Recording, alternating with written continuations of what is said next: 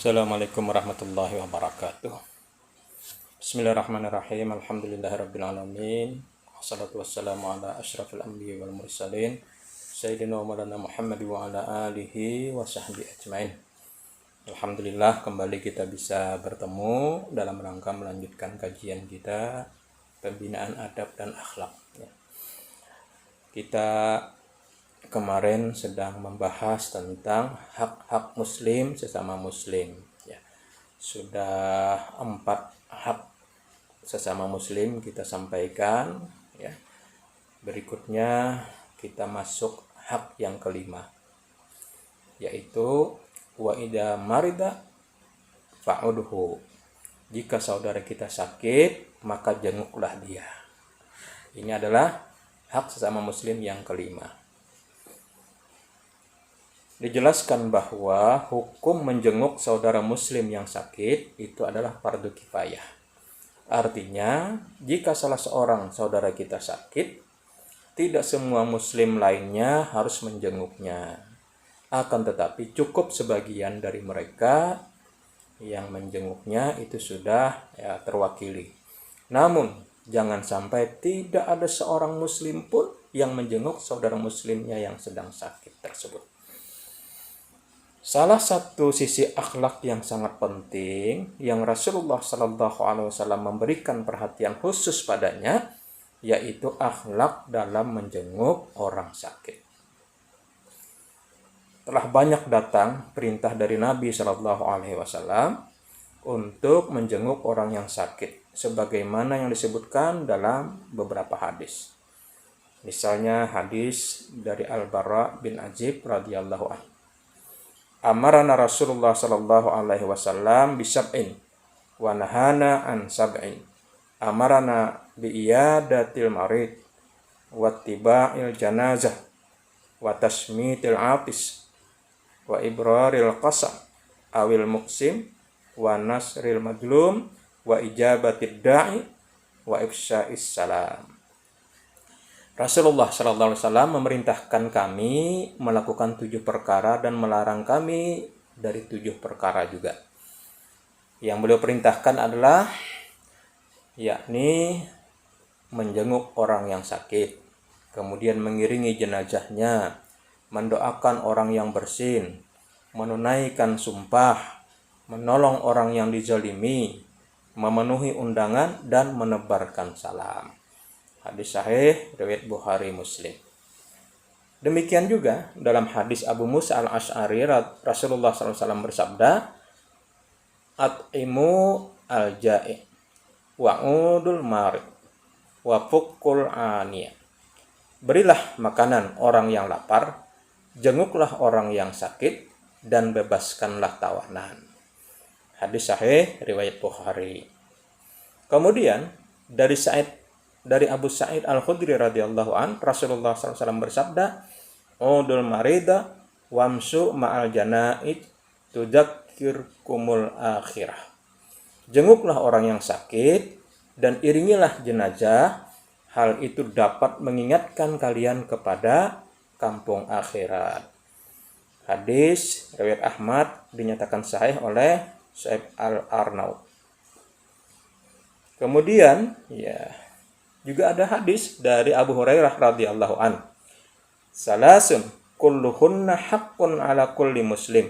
Iyadatul marid, wattiba'ul janais, wa tashmitul atis, idza hamidallah azza wa jalla. 3 perkara yang semuanya hak bagi setiap muslim, yaitu menjenguk orang yang sakit, mengiringi jenazah, dan menjawab orang yang bersin jika dia memuji Allah, yaitu mengucapkan alhamdulillah. Hadis riwayat Ahmad dan juga dinyatakan sahih oleh Syaikh Al-Arnaud. Jadi para siswa, para santri sekalian, banyak sekali hadis-hadis yang menjelaskan tentang betapa sangat diutamakan kita menjenguk saudara kita yang sedang sakit. Dan banyak sahabat yang meriwayatkan hal ini dengan berbagai macam redaksi. Semuanya menjelaskan bahwasanya di antara perkara yang ditekankan oleh Rasulullah SAW adalah menjenguk orang yang sakit. Ya. Ini ya para santri, para siswa sekalian menunjukkan bahwa Nabi SAW sering menyampaikan akan hal ini sehingga diriwayatkan oleh banyak sahabat. Ya. Al-A'mash radhiyallahu an pernah berkata, "Kunna naqudu fil majlis fa idza faqadna ar-rajula salasata ayyam sa'alna anhu fa in kana maridan udnahu." Kami, kata A'mash ya, duduk-duduk di majelis, jika kami kehilangan seseorang selama 3 hari tak nampak orang tersebut, maka kami akan bertanya tentangnya. Jika dia sakit, maka kami akan menjenguknya. Begitulah perilaku para sahabat. Juga diingatkan dahulu, para salaf memandang besarnya pahala menjenguk orang yang sakit, sehingga mereka memberi perhatian khusus pada perkara ini.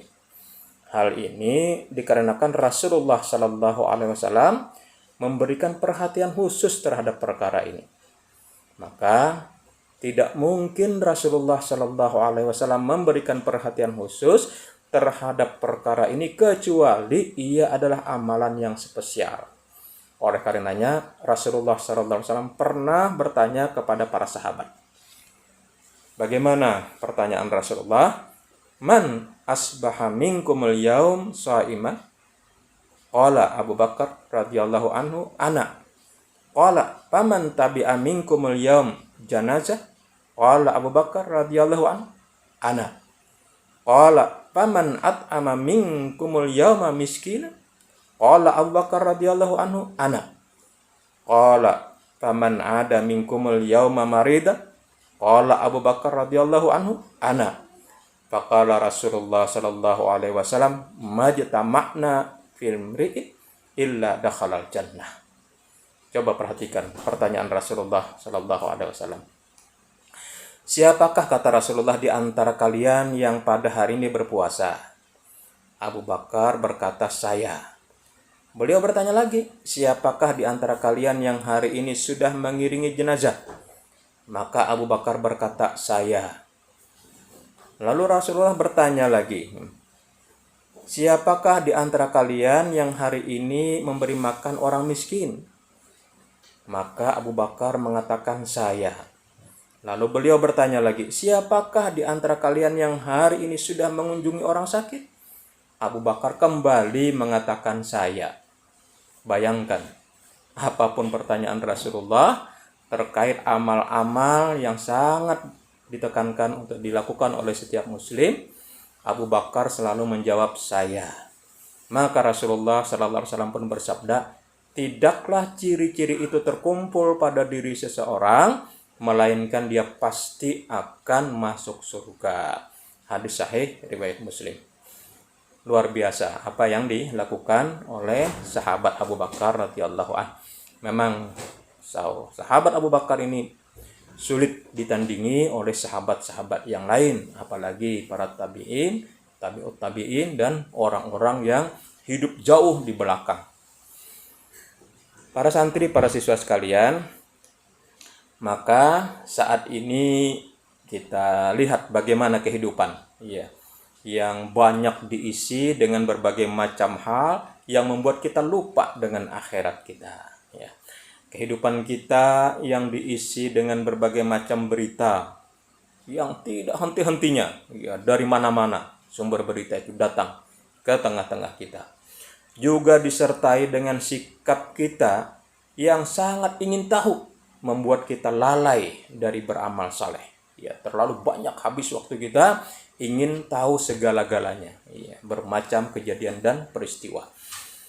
Begitu juga, oleh karenanya sebagian ulama mengatakan untuk menyisihkan waktu sebulan sekali pergi ke rumah sakit dalam rangka menjenguk orang sakit, ini bagus kalau diprogramkan, supaya kita walaupun tidak seperti sahabat, tetap ada agenda mengunjungi saudara-saudara kita yang sakit. Karena hal itu memiliki dampak yang besar bagi kita. Kita bisa mengetahui karunia Allah Azza wa Jalla yang diberikan kepada kita berupa kesehatan. betapa mahalnya sehat itu manakala kita melihat saudara-saudara kita yang sedang menderita sakit. Para ulama menjelaskan bahwa menjenguk orang yang sakit itu memberikan beberapa faedah. Baik faedah itu kepada orang yang menjenguk maupun kepada orang yang sakit, atau faedah itu kembali kepada kedua-duanya, baik yang sakit maupun yang menjenguknya. Misalnya, faedah atau manfaat untuk orang yang menjenguk. Jadi kita datang menjenguk orang sakit, insya Allah paling tidak 2 hal kita dapatkan. Pertama, kita akan mendapatkan pahala yang banyak. Yang kedua, kita akan menjadi orang yang pandai bersyukur. Kenapa? Karena kita melihat saudari kita sakit dan kita mensyukuri kesehatan yang kita miliki. Kesehatan adalah kenikmatan yang sering dilupakan. Nabi Muhammad SAW bersabda, "Ni'matani maghbunun fihima katsirun minan nas, as-sihah wal faragh." 2 kenikmatan yang banyak manusia tertipu pada keduanya, yaitu nikmat sehat dan nikmat waktu luang. Hadis sahih riwayat Bukhari. Maka banyak orang yang memiliki kesehatan dan waktu luang akan tetapi tidak dimanfaatkannya. Nabi Muhammad SAW bersabda, "Wa khudh min sihhatika qabla saqamika." Dan manfaatkanlah sehatmu sebelum datang sakitmu. Begitu juga, waktu luang sebelum datang kesibukan-kesibukan yang tak henti-hentinya datang kepada kita. Jadi para santri, para siswa sekalian, itu 2 hal yang insya Allah didapatkan oleh orang yang menjenguk saudaranya yang sakit. Dia akan mendapatkan pahala yang banyak dan dia insya Allah menjadi orang yang pandai bersyukur. Adapun manfaat yang didapat oleh orang yang sakit disebutkan oleh Ibnu Taimiyah rahimahullah, beliau berkata, musibatun tuqbilu biha 'ala Allah khairul laka min ni'matin tunsika dzikrallah. Musibah yang menimpamu yang membuatmu kembali kepada Allah, ingat Allah, banyak berzikir kepada Allah dan sabar menerima apa yang datang dari Allah berupa sakit, itu lebih baik daripada kenikmatan yang membuatmu lupa berzikir, lupa mengingat Allah Subhanahu wa ta'ala. Jadi inilah baiknya yang didapat oleh orang yang sakit. Dengan sakit itu dia ingat Allah, dia betul-betul banyak sabar, dan lain sebagainya. Itu jauh lebih baik daripada kenikmatan yang didapat tapi membuat seseorang lupa berzikir, lupa mengingat Allah Subhanahu wa ta'ala. Jadi itu bagi yang sakit, Kemudian faedah yang kembali kepada kedua belah pihak, yaitu orang yang menjenguk dan yang dijenguk akan saling mencintai. Segala hal yang bisa menumbuhkan kasih sayang di antara kaum muslimin, maka ini disyariatkan oleh Islam. Jadi Nabi SAW mengingatkan kepada kita supaya kita ini benar-benar saling tumbuh rasa cinta dan kasih sayang. Dan salah satunya adalah saling mengunjungi saudara kita yang sedang dapat musibah atau sakit. Sabda Rasulullah, kalian tidak akan masuk surga hingga kalian beriman. Dan tidaklah kalian beriman hingga kalian saling menyayangi. Maukah kalian aku tunjukkan atas sesuatu yang mana? Apabila kalian mengerjakannya, niscaya kalian akan saling menyayangi, yakni sebarkanlah salam di antara kalian. Jadi memang berkasih sayang itu tumbuh antara lain dengan saling menyebarkan salam. Jika menyebarkan salam saja bisa menimbulkan kasih sayang, maka tentu terlebih lagi menjenguk saudara kita yang sedang sakit, tentu orang yang dijenguk akan merasa dirinya diperhatikan. Jangankan menjenguk, hanya sekedar menghubunginya saja, itu insya Allah sudah menimbulkan rasa kasih sayang yang luar biasa. Jadi inilah yang hendaknya menjadi perhatian bagi kita, memenuhi hak kita sesama muslim, bagaimana kita menyisihkan waktu untuk mengunjungi kalau ada saudara kita sedang sakit.